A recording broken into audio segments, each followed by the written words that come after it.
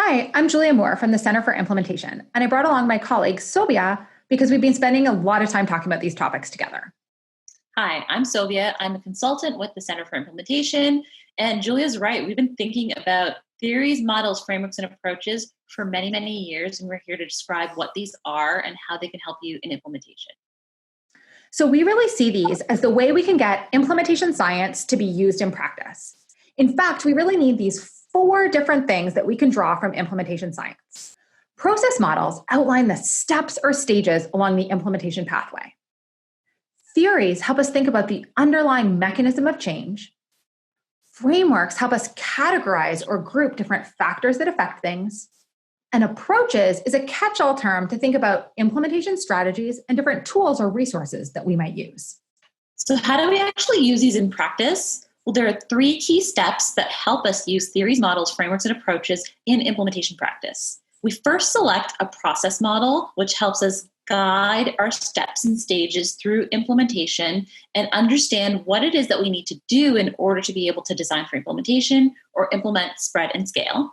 The second thing that we need to do is identify a theory of change, which really describes how we expect change to happen. What are those mechanisms and levers for change? And finally, we select frameworks or approaches that help describe factors or considerations that we might have when we're implementing at each stage of that process model. Now let's think about an example. Imagine that we picked getting to outcomes as our overarching process model.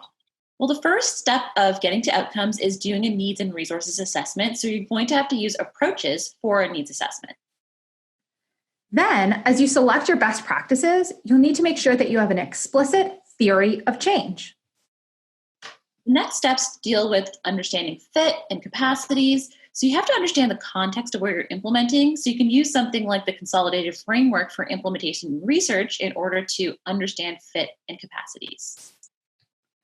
As you get into thinking about monitoring and evaluating outcomes, you might need an evaluation framework and maybe a framework to help you think about implementation quality or fidelity. The final step is sustainability, and there are sustainability models like the dynamic sustainability model that exist, as well as tools like the long-term success planning tool. We know that it takes a lot more than just one theory, model, or framework to guide implementation. So we hope that this was helpful in getting you to think about how you can combine different theories, models, frameworks, and approaches to guide your implementation efforts.